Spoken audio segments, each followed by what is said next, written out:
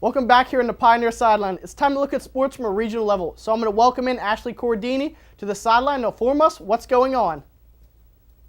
February is now known to Pittsburghers as Dick LeBeau Month. This past week, the Pittsburgh City Council honorized the former Steelers defensive coordinator by dubbing February as Dick LeBeau Month. LeBeau resigned in January after 23 years with the Pittsburgh Steelers and serving 20 years as their defensive coordinator. He will now run the defense for the Tennessee Titans. The Pittsburgh Pirates have won their arbitration case against the Pittsburgh Kid, Neil Walker, on Saturday. He was awarded $8 million rather than the $9 million he was asking for. This is after what he could arguably say was his best season yet. The $8 million is still a considerable raise from his $5.75 million he made last season. Travis Snyder was traded this week to the Baltimore Orioles for a left-handed minor league pitcher and a player who is yet to be determined. Snyder has been with the Pirates since 2012, where he was a right fielder and a pinch hitter. The Pittsburgh Panthers played Syracuse in the Orange's first game since their postseason ban. This game was a huge rematch for the Oakland Zoo and a second chance for a comeback after their tough loss to the Orange last year by a 3-point buzzer beater by Tyler Ennis, and they did not disappoint. The Panthers are usually a team that wins with their defense, but this season that is not the case. The offense has been unstoppable. The Panthers out-rebounded the Orangemen 35-33 and turned 16 offensive rebounds into 21 second-chance points.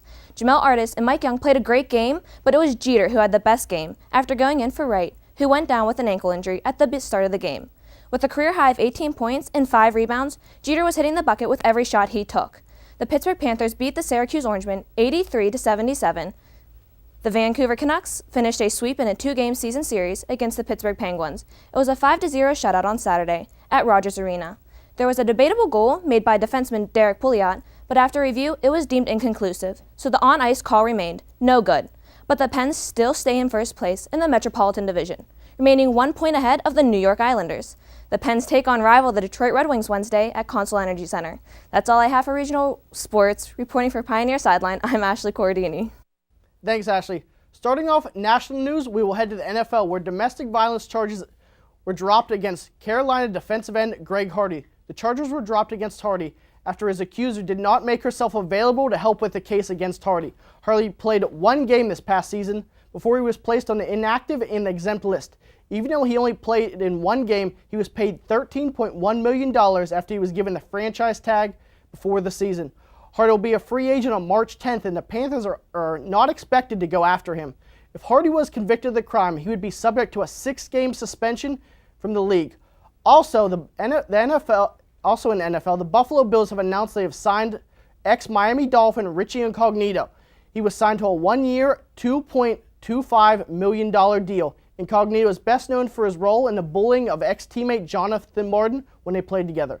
Incognito was suspended for the final 8 games of 2013 and was a free agent last season. Now we go to the hardwood, where former North Carolina Tar Heels basketball coach Dean Smith has died at the age of 83. According to the university, Smith died peacefully at his home on Saturday.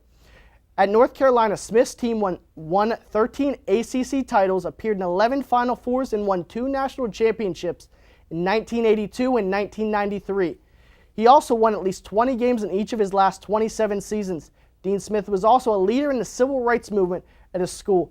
In 1967, Smith made Charles Scott the first black scholarship athlete in the University of North Carolina's history, and he was one of the first among the Southern schools to do that. Smith coached NBA greats like Michael Jordan and James Worthy.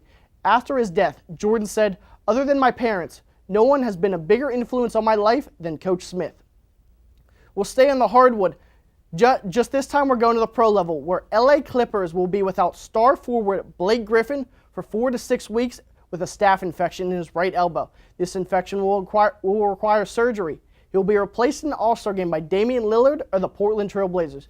Next, we'll be heading to the ice and go to New York, where the New York Rangers will be playing without their star goaltender for a while. The Rangers have announced they will be without netminder Henrik Lundqvist for at least 3 weeks with a throat injury.